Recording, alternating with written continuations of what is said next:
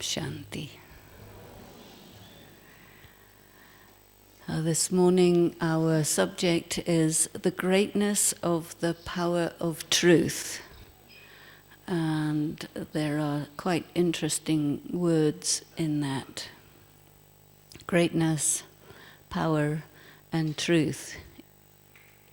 Each of those is a whole subject. Truth is a very subtle thing.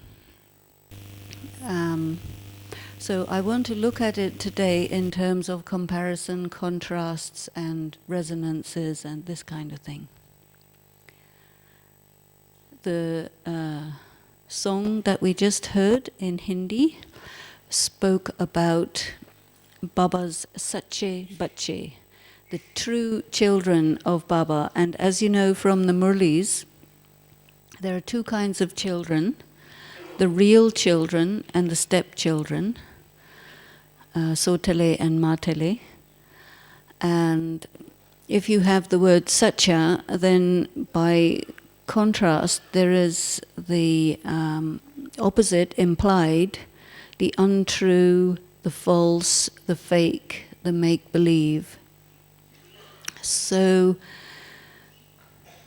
when we're talking about soul consciousness and body consciousness, which is also a very important contrast, we say that soul consciousness is true consciousness, and that body consciousness is false consciousness, and we also call it false ego. So then the opposite of truth becomes something to do with ego issues.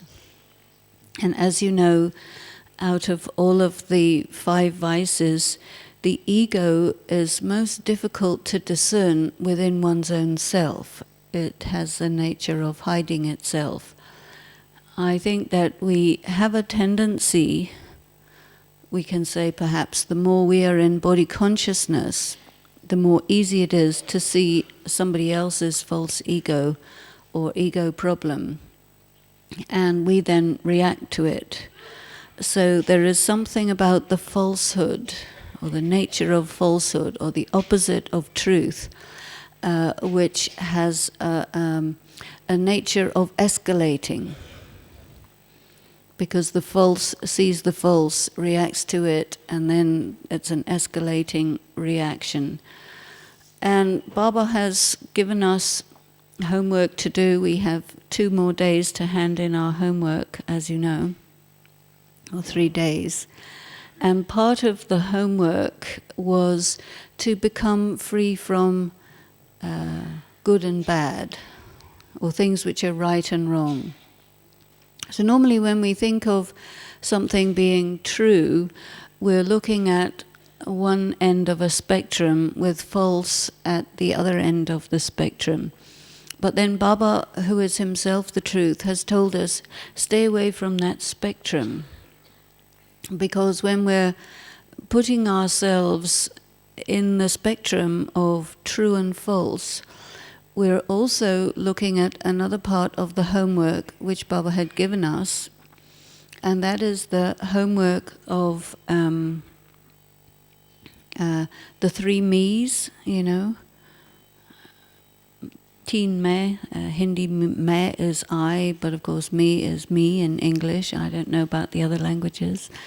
But the 3 me, or the 3 consciousness of I, one is I am everything, that's one end of the spectrum of body consciousness. And then the other one is I am nothing, which is the other end. And we kind of oscillate between these two sort of superiority and inferiority complexes, neither of which are valid in terms of greatness or truth, and they're also not powerful. And the 3rd me, or the 3rd I, he spoke about is I am a soul. And so that is true, I am a soul.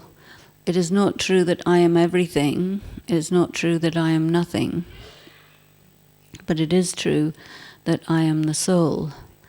And I think as all of us are focused very much on being soul consciousness, we want to be authentic, we want to be genuine, we want to be true to the self, as in to thine own self be true.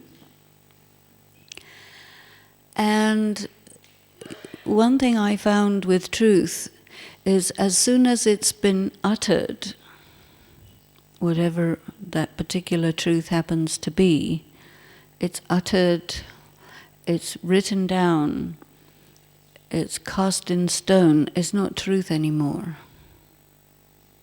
I don't know if you've experienced that, but there is a moment of truth when the truth is truth, and when that moment is gone, that truth becomes history. And it can be written down, and that we say so-and-so is true, or the truth, like God is here, the truth. But it's the moment of us experiencing that he has come that's true, and then when we say to somebody he has come, it's not true anymore, and that's why they don't accept it. Do you understand what I mean? There's a certain moment of truth which I think we want to try to hold on to or allow to resonate. Like there's some Tibetan bells David Bai has in the art department, you should go and see. He got them from Manali, and they ring nicely, and the resonance of that ring lasts for maybe a couple or 3 minutes, which is about as long as the moment of truth maybe can last, you know? And then after we've completed that vibration of that truth, we may say to somebody, such and such a thing was the truth, but it's like a newspaper report of something that happened. It's not the same thing as the truth. And so when we say it is the truth, because it's a report of the truth, it's not actually the truth. It doesn't have the ring of truth. It doesn't have the power of truth. And so it goes in the category of the untruth or the non-truth. And then it becomes dogma, or it becomes something that you try to impose on somebody or convince somebody about, and it contains an element of violence. And in fact, even Baba had said one time, very interestingly, that if you tell the truth with anger, it's not the truth anymore. You remember that one? And so the truth is very like soap, as Simon says, Simon from London. The more you hold on to it, the more it slips out of your hands. So then we come again to our subject, the greatness of the power of truth. So we want to define a little bit more, what is that thing called truth? In the value education program that I work with, one of the elements of it is a dialogue. And it's not like two people talking to each other, but something much more subtle. And I remember that there was 8 of us who spent 7 days together. Anthony Phillips and Brian Bacon, Mark Foucard, Jayanti Ben, myself, Anthony Strano, Mike George, who else? Who? Ken, Brother Ken. So the 8 of us sat in a 7 days bhatti on the subject of the 7 days course, and each one of us took one of the subjects of the 7 days course, soul, supreme soul, ladder tree, etc. Mine was God. I can't remember the other ones. And we just spent the entire time in dialogue. And where we weren't sitting in, this was in Oxford, in the blue room downstairs for the full 7 days. And what we created, much to our amazement, and which sticks very strongly in my memory, was a single soul with 8 bodies. You know what I mean? That we were so in tune with each other that we became a kind of a truth. Of course, we enjoyed it for some time, and then the resonance of the bowl gradually faded, but it left a very powerful memory of what is possible when the different kinds of separators and misunderstandings, or being on a different wavelength or on a different planet or whatever that we all are, that constitute different degrees of falseness. You remember that thing, and it sticks in your heart. And you know that Daddy Genki has been talking about the intellect as the heart, for you not to keep anything bad in it, but it sticks in your heart or your intellect of what's possible with truth. And in that process, we become completely exposed to each other. So it is a thing that causes one another to have to trust.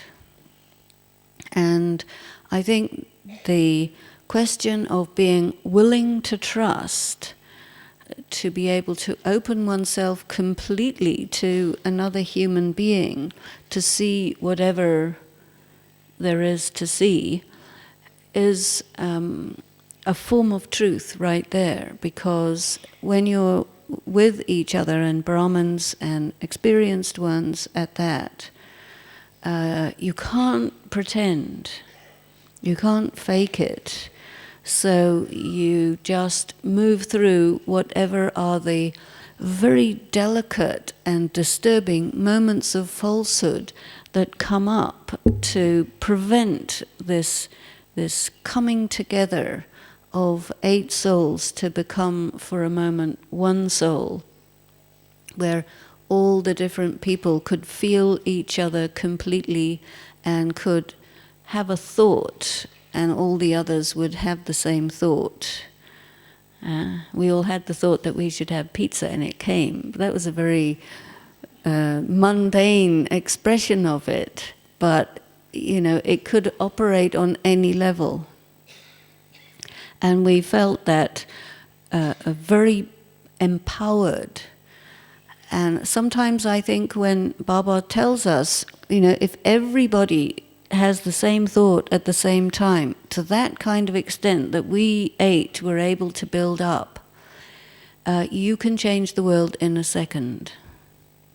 Even if we have, say, what do you call it, critical number, maybe 1 million, or I don't know however many it is, maybe 900,000 BKs all having the same thought at the same time is the critical mass that makes the earth turn upside down, as Baba said this morning. And there's a flip, not just a physical upside down flip, or 22.5 degrees to 0 degrees, or however you want to interpret this flip, but from body consciousness to soul consciousness in such a way that there is no such thing as body consciousness anymore, is gone.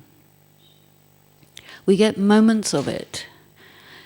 Maybe we meditate for a long time and we bring ourselves up, or maybe we get into the kind of intoxication that we see in Dadi Janki very often. As soon as she starts talking about things to do with Baba, she moves into that dimension of truth that is the present moment, that is completely integrated and that's intoxicating, that nasha, sometimes called the Narayani nasha, the intoxication of being Narayan, which means I know who I am at a very deep level. I know who I am, I know what I am true to myself.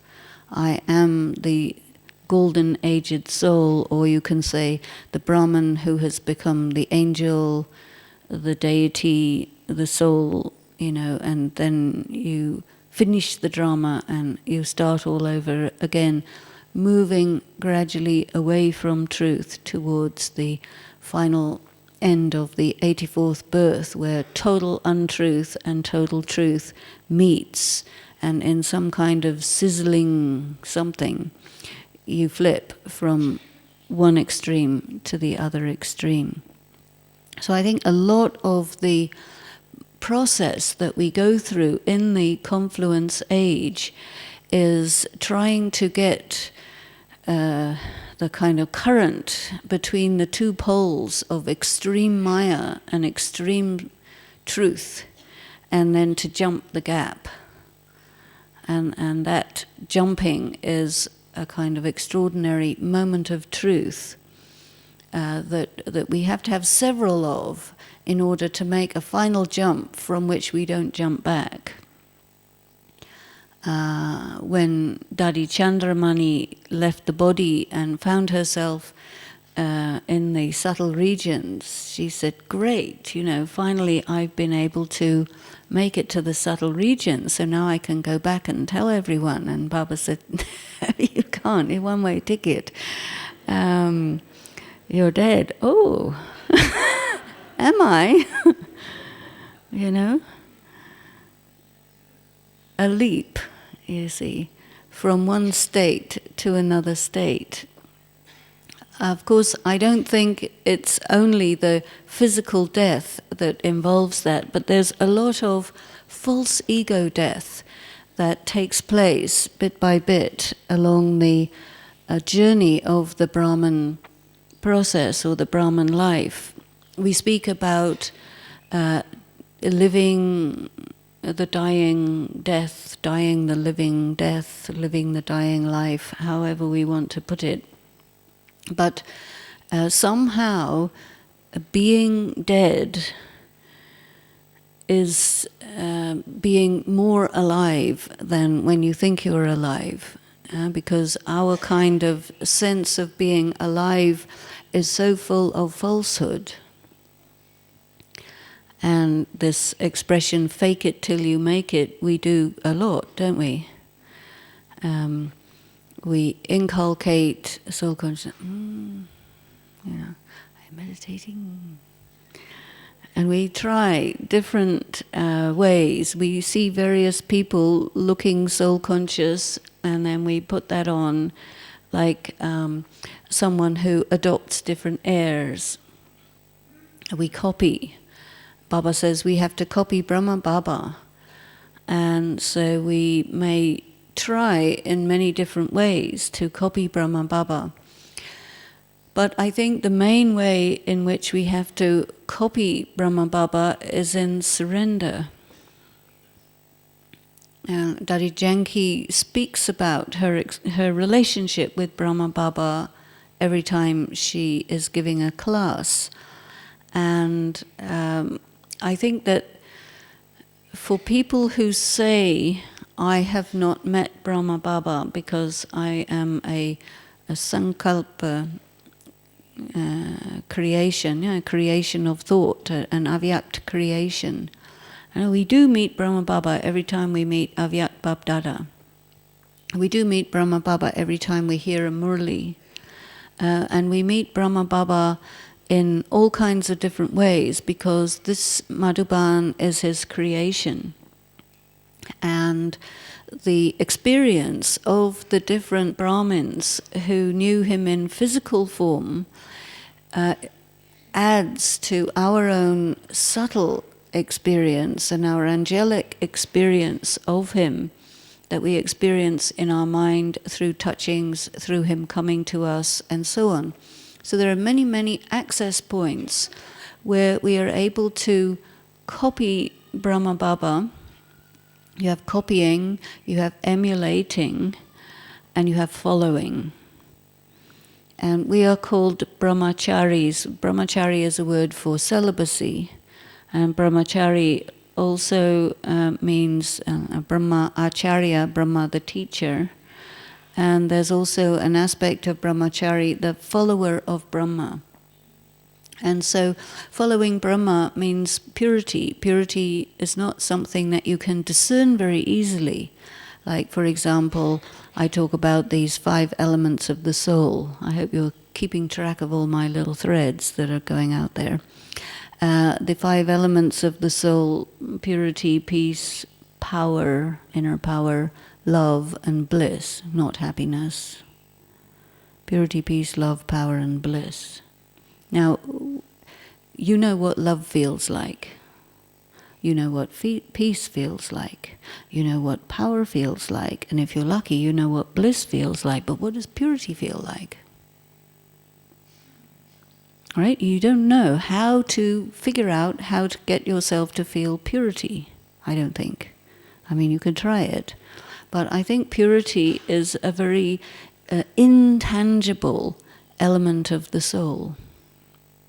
And so, by contrast, impurity is also intangible.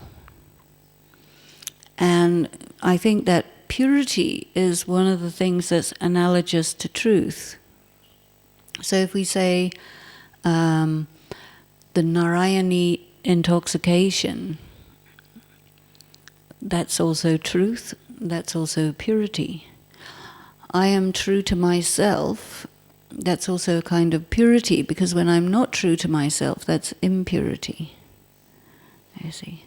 So I think the greatness of the power of truth goes parallel with the greatness of the power of purity. And I think truth is very intangible, momentary, but you can feel it when it comes. And then purity, I think, even more intangible. In India, purity is usually defined in my opinion, rather a gross way as somebody who's a virgin, you know. But I find that we want to go a whole lot further than that, purity. Because if you take the biblical reference to purity, they say, I think something like, "Blessed are the pure in heart, for they shall see God." I think that's right, is it? You would know better than me. But there's something about purity in heart and being able to perceive Baba. Because Baba is very difficult to perceive. You notice how Dadi Janki often makes the distinction, which she did in her morning class in Pandabhavan today, between knowing something here and knowing something here. And then making the analogy of the heart and the intellect, as opposed to the brain and knowing it but not knowing it. You know it intellectually, but you don't have a clue what it is, because you are not able to experience the meaning of that expression. And so words, when you're in body consciousness, are experienced intellectually, lexicologically, you can say, according to the dictionary. And the English language, at least, is made by body-conscious people. All right, even the pronoun he and she means it's a body-conscious language. And because the soul is neither a he body or a she body. So either of them are irrelevant. And we're not exactly an it either. So there is no pronoun for us who need them. And it's difficult to invent a new one because it becomes a BK jargon.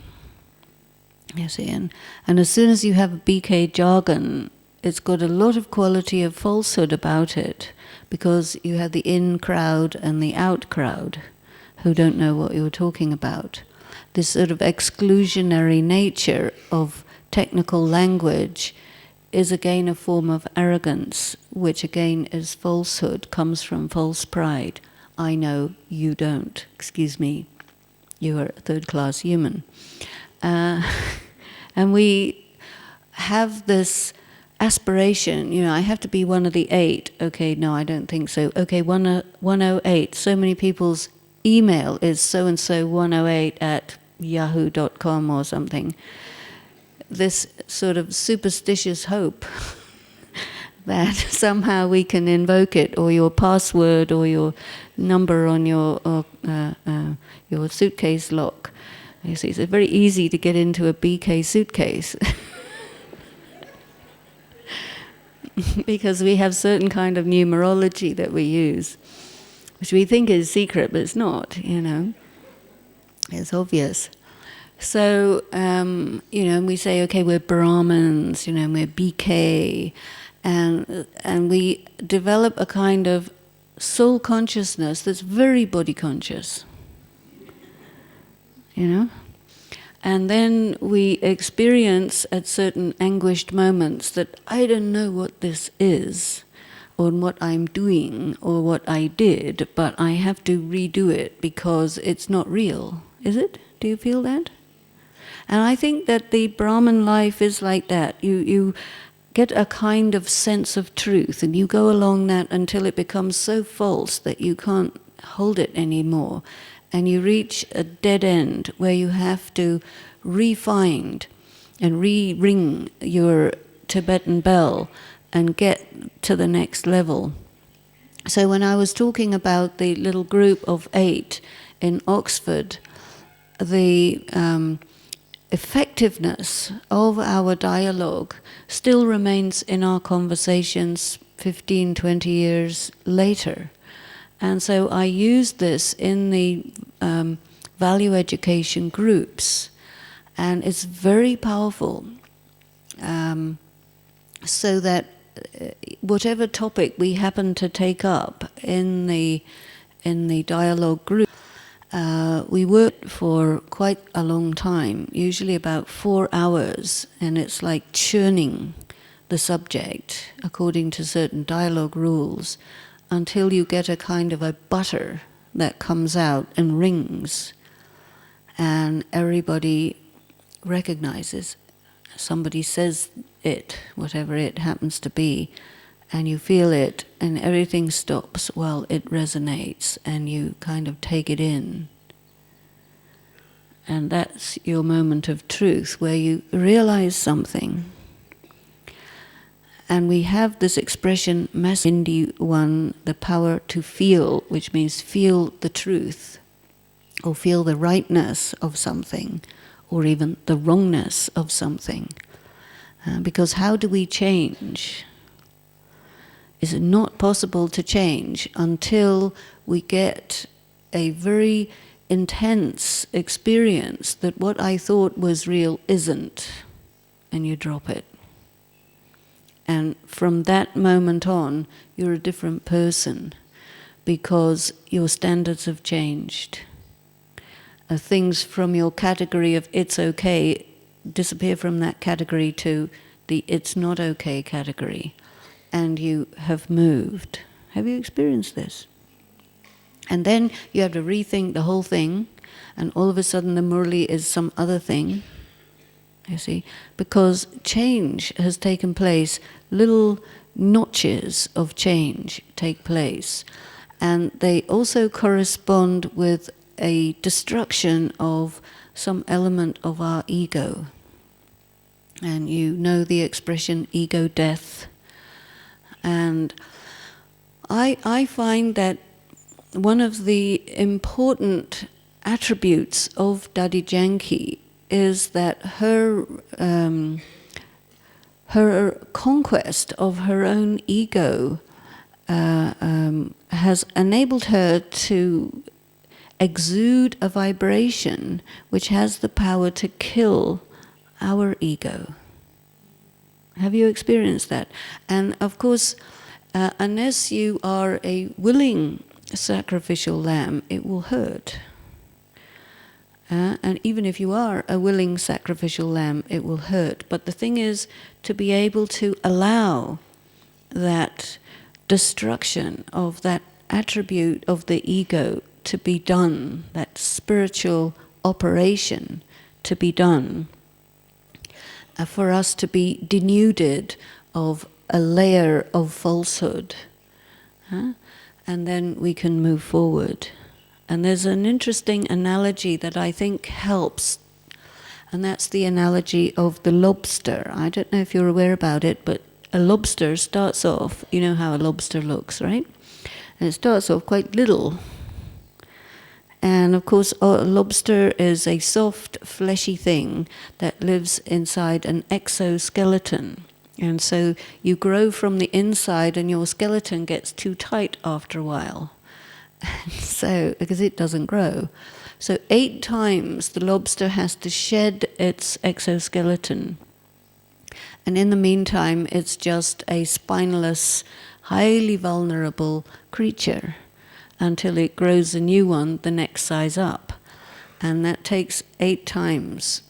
And I find it quite a relevant analogy that as we move forward in our quest to become true to our own selves, we experience our personal growth to a point where it does not fit in our little compartmentalized sense of self, which we call our soul conscious self, which is just slightly less body conscious than our body conscious self, but it's not all the way as far as soul conscious, I think. So we have to burst out of these different constraints every so often, which is a very trying process. And sometimes we call this as Maya. And we sometimes think that when we're experiencing this uncomfortable state of not liking our soul conscious state anymore because we found it's actually very body conscious and we didn't understand anything and we have to kind of start again. We are actually moving forward and we never really go all the way back to our untruth and our grossness, but it feels like we went further back than we ever were in the first place. Do you experience this? And so we have to have faith that the process is like this. Oddly enough, nobody tells us, because this is after all Easy Raj Yoga, and you just sail through, you know, on a perfectly mirror level of calm river to cross from one side to the other. But anyway, it's actually not like that. There's all kinds of problems. Your boat starts trying to sink and various storms happen and all sorts of things happen, which are very confusing. So I think it's quite good to know that when everything looks like completely unrecognizable and you can't understand anything at all, it's perfectly okay. You know, you just keep going. And it's just a bit patch of fog or so, yeah? And you just move through and you come into, after the confusing period, you come into greater clarity, greater light, and then you say, yeah, this is true, you know. And still you go, and even that isn't it. And you go again, and that isn't it, you know. And all the while, we are supposed to maintain certain norms, certain principles, which are very, very necessary in this process. And these are commitments. This again is part of our homework, which I think also Daddy Janki has been referring to. And then it's also part of the following Brahma Baba. We may not have a waste thought. You see, of course we have a million waste thoughts. But anyway, we may not have a waste thought. So the most important thing is to get to a point where you stop allowing the waste thought to sort of resonate and start living in your heart. Because what happens, you remember the spectrum of right and wrong. And a waste thought is, this is good and that is bad. This is a waste thought. Because we get impressed by what's good, we like that, we go for that, and we don't like what's bad. We have to try and get rid of it, stop it, make everybody else agree that it's bad and that this thing is good. This is all actually comes in the category of intellectual arrogance. And it puts us into that flip-flop of I am everything and I am nothing. Because when I say this is good, it's I am everything. I am the one who figured out that this is good. Baba said it doesn't take rocket science to figure out this is right and this is wrong. Why are you people sort of caught up in that and think you're so great for being able to discern right from wrong? Because it's just too obvious.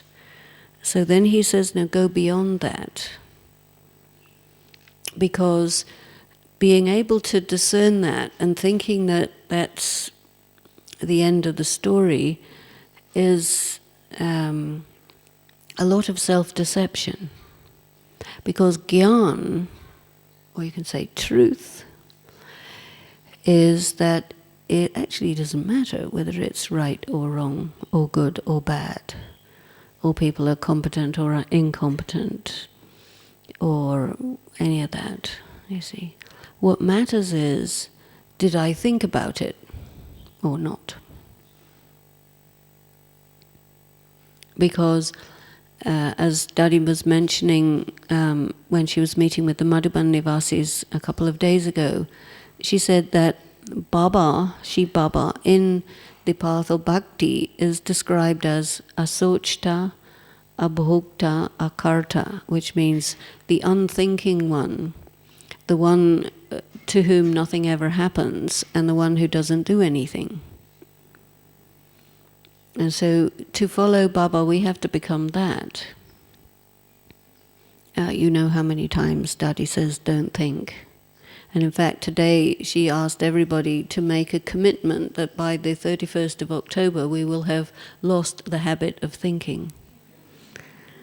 So I used to say, I'm not going to give up thinking, that is my whole existence.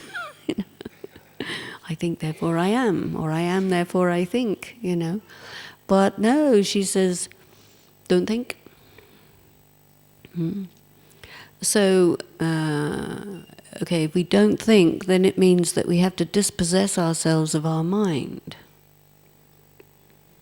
And even again, part of the homework that Baba had given us is, you do not have a mind, therefore you do not have any right to have any waste thoughts,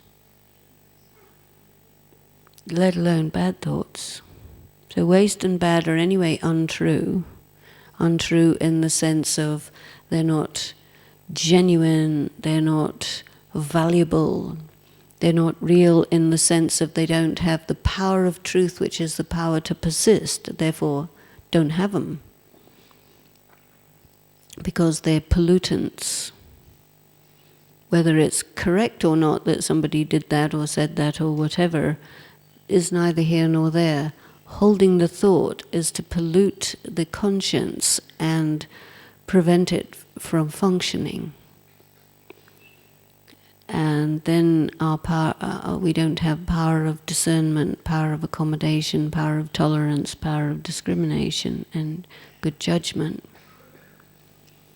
So if we don't think, then that I am nothing and I am everything is taken care of in that process of don't think. So if you don't think, then you just have to become a mirror and reflect Baba. I think one of the things mirrors are good for is if you want to attract attention and you're sort of lost in the ocean, you have a mirror, you just try to catch the sun in the mirror so that your mirror lights up very bright, yes? So I think that when the mind becomes completely still and you have given up saying, this is my thought, or this is my opinion, or this is my mind, and just try to reflect the light, that will be causing a lot of attraction. You will draw attention to the spiritual by doing that. Because every time we have a waste thought, or we have a negative thought, even if it's true, and even if it's right, it creates a wrong vibration. It doesn't reflect the light of truth. It reflects falsehood of intellectual arrogance. And so it doesn't attract. It's like it doesn't reflect anything visible. It reflects darkness. It just becomes like a black hole. And so once you see that, you don't bother with it, because there is a gut feeling that this thing has no meaning. So then you've moved a little bit of ego has gone, and you really don't care whether you're important or unimportant, right or wrong, or somebody else is right or wrong. It didn't make any difference to anything. And then you bring in the knowledge of drama, which Daddy Janki has also been talking about in these last few days. It is fixed. And even there have been discussions among a few of us, you cannot actually have a thought, isn't it?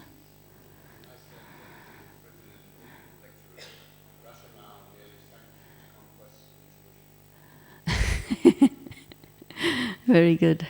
So if you don't think, you just resonate with that light. You try to remember Baba. That is, you want to be in tune with Baba. If you want to tune a guitar, you know when it's in tune, right? Or any other instrument, there's a thing that says you're tuned. In the same way, yoga, there's a thing that says you're tuned, and which makes it possible for you to view all of these things completely dispassionately. And know that this is just wallpaper. At the level of thoughts, words, feelings, innuendos, what you don't know, what you're trying to know, any of those things. And your conscience starts to be able to function. And it says, wondering what somebody's talking about to somebody else is false, is bad. Yeah? Wondering what somebody thinks of you is in the same category. Wondering why somebody is getting something, because all of this raises the vibration of falsehood and takes us away from the truth of what it is to be, to exist. And then, of course, you can't just be a mirror that reflects Baba. Nobody can see Baba except us. And it says, blessed are the pure in heart because they can see God. So we can only really see Baba when we have denuded ourselves of all of these shells and masks and so on, to be able to be without a thought, where in that case the mind is no longer creating things that come from just the self, that is to say, that arise from the sanskaras. Because where do thoughts come from? Sanskaras. Then Baba had said, part of our homework, you do not have the right to have any sanskaras. Ooh. Because what is a soul? 4 things. Or what does the soul have?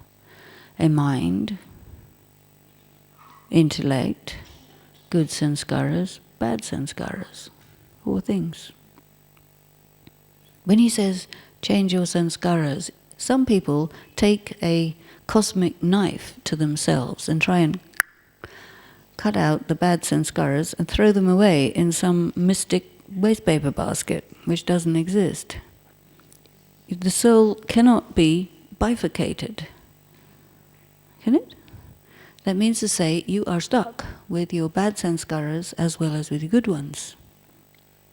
And so I think the trick is to be completely neutral towards either of them, in which case it becomes possible to donate them. Because Baba has said we have to denude ourselves of our mind, our intellect, and our sanskaras, good or bad sanskaras.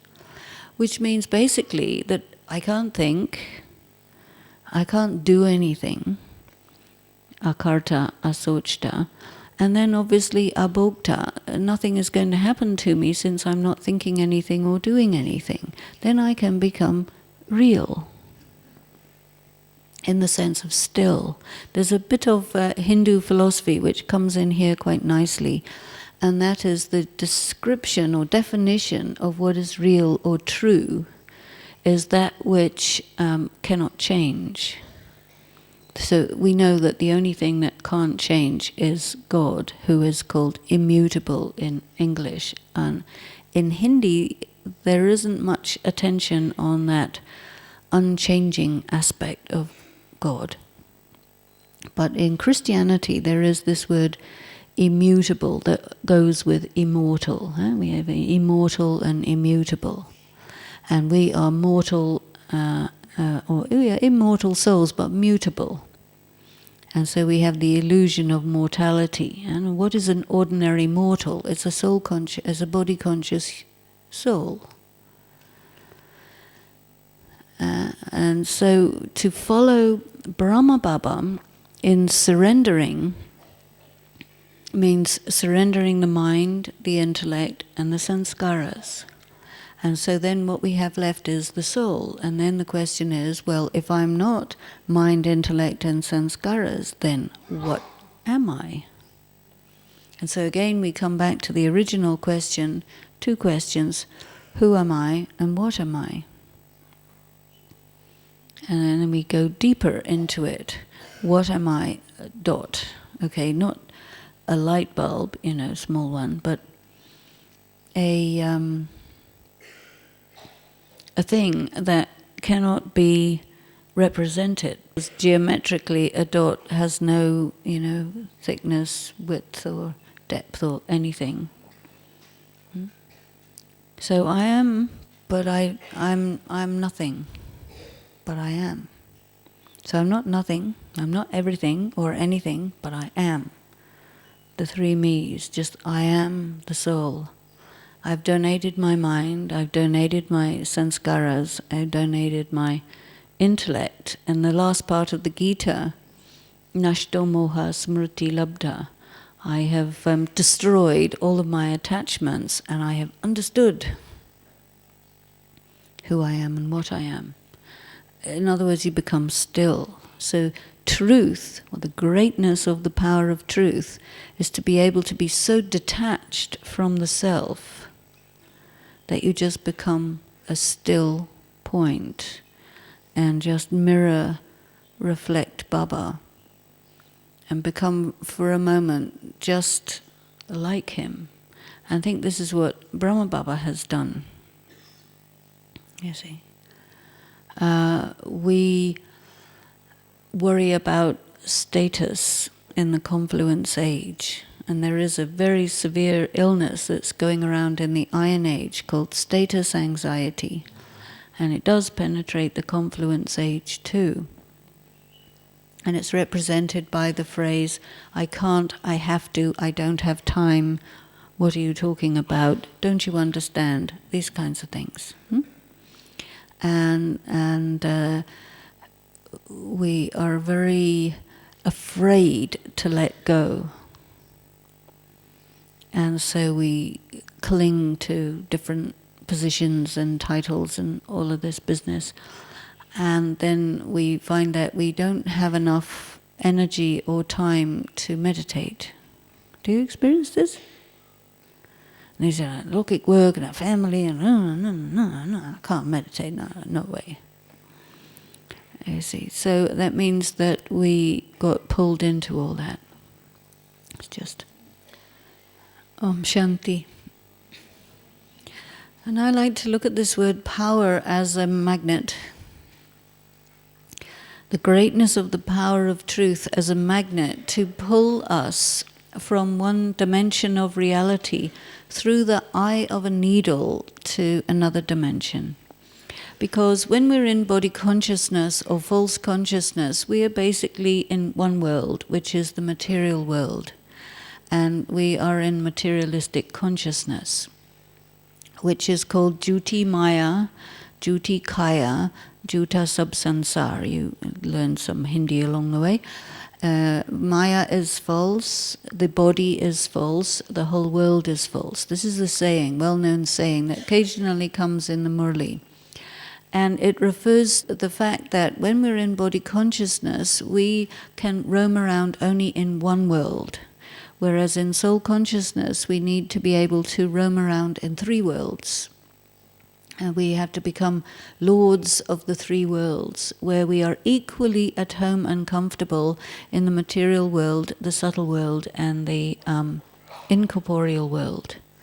Now we know that the subtle world is like a dream, or a shadow, or a 3D, what do you call the thing, hologram type thing. In other words, we say, oh, it's not real.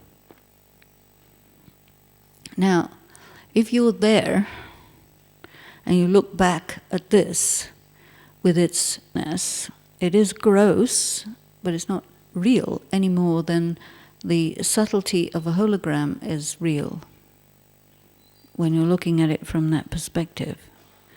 And then you go to the soul world, where is, there's no thinking going on, there's no activity going on, and there's no consequences of any action. This is the state in which Shiv Baba dwells, akarta, asochta, abhokta.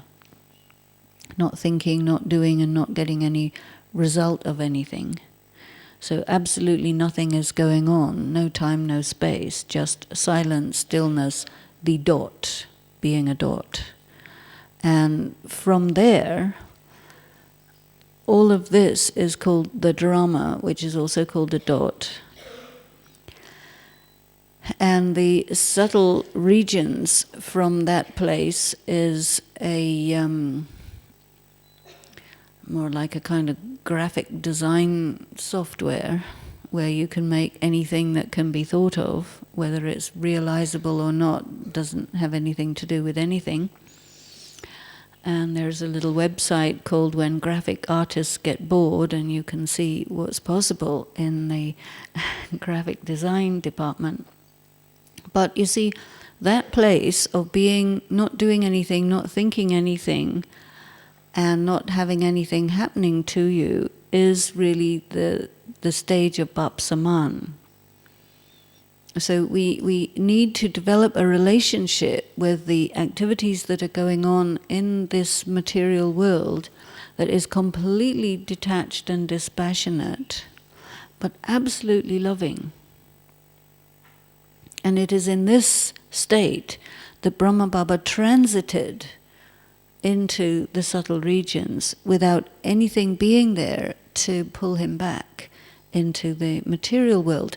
And this is why Dadi Janki the other day was saying that as far as she can tell, he's the only one who's actually been able to become karmatit, and so he can stay in the subtle regions. And Baba in the Bhog message today was saying the same for Dadi Prakashmani, that she's enjoying herself in the subtle regions, I see, because her body is not allowing her to do very much down here, and so it becomes a way that the magnetic force of the truth of our original state can be fully operational, because the body is left behind, and it's only because of having a body that we are stuck in this dimension where we think everything is real and important and good and bad and all that. And as long as our mind and intellect is caught up in this, and it can't become still enough to say that it doesn't make any difference to anything, whether it's here or not here, or good or bad, or any of it, because it's all fixed. Then you go again to the question, who am I, what am I? I'm a lord of the three worlds. And the greatness of the power of truth is that it allows me to be silent enough, still enough, dispassionate enough, not worrying at all about any of the things we get fully worried about, to go through the eye of the needle and into the world of Jivan Mukti. Mukti, but Jivan. You're free, you're still able to come into this body, but none of it matters. That means you're very flexible, very free. And then Baba says, okay, having freed yourself up, now accumulate power. Is not possible to accumulate power really in a good way until we are free from the things that create the leakages. And any, you can say, focus of attention on anything material because we say it's important or it's real or it's good or it's bad, pulls away my spiritual energy or drains the yoga power out. And then we remain always at square one kind of thing. And the truth remains a nice idea. We can't experience its greatness, we can't experience its power. Daddy Janki said this morning, Sachitobito Nach, which is a Sindhi proverb. Not very many people know the story of who is true is dancing. So I'll just tell you the story quickly. And the story is there was a businessman and he wanted a trusted secretary because he had to make sure that somebody can, run his work for him, fully trusted. And so he called some people for interview and he tested them that they had to go through a dark tunnel. And in the dark tunnel there were diamonds. And so they were free to pick them up and put them in their pockets. And then they came out of the tunnel. And then at the end of the tunnel he says, okay, now dance. So whoever had diamonds in their pockets couldn't because they'd come out, right? And who was honest could dance because they didn't pick up the diamonds. And so he selected that one. So that's the origin of that story, little Sindhi story. And that means that we are liable to corruption. We are susceptible to corruption. Because nobody's looking. The most corrupt thing, Baba says, is to break your celibacy, because everything is done in the dark, nobody's looking. And so it's very corrupt. And you go totally against yourself by getting fully involved in the warm mud that the human body is. After all, 60%, 70% water, some of earth and some fire, warm mud. And so the total loss of connectedness with the self, that is also called corruption. So our attraction to the human body, the flesh, all this is called corruption. And then being willing to accept money in exchange for doing something that you know is immoral is also called corruption. That means to say, corrupt is to knowingly go against the dictates of your conscience. That means it's called impurity. Following the dictates of your conscience will take you to purity.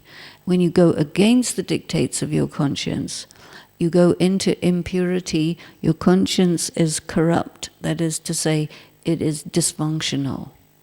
And so you understand things only from the point of intellect, where you can justify anything and figure it into whatever way you want it to be, to make yourself look good or feel good.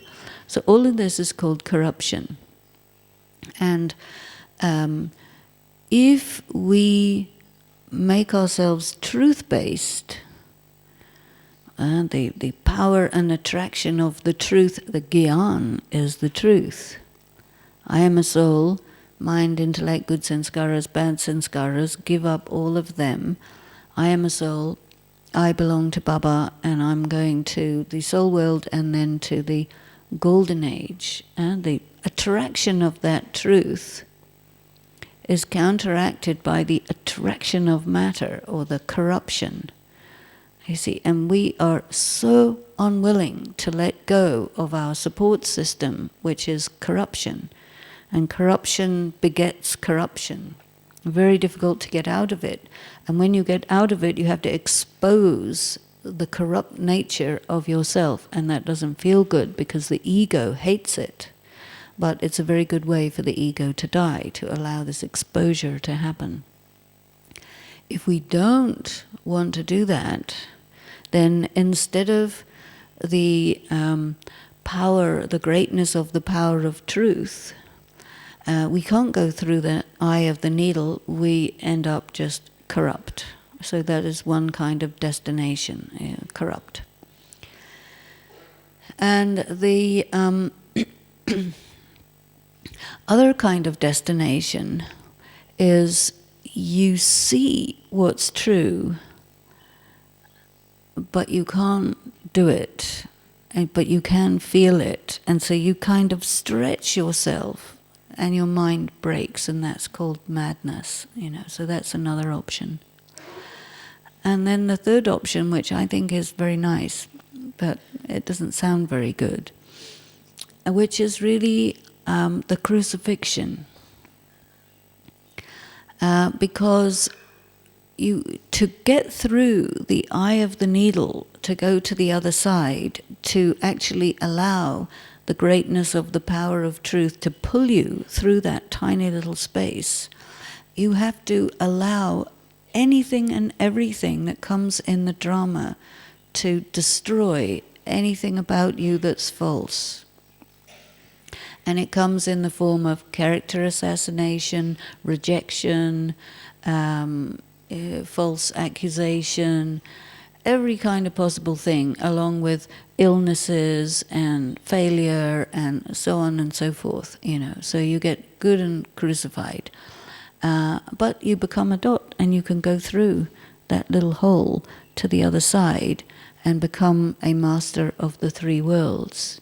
And you are a free being, a light hand, a right hand, a jivan mukta soul, a person who is not trying to protect any of their masks because they threw them all off, and you became so denuded that you say, yes, not my mind, not my sanskaras, not my intellect, and there's just I, the soul, and Baba, and you have left all the supports. You don't hold on to any anchors. Your anchors are lifted up from the shore.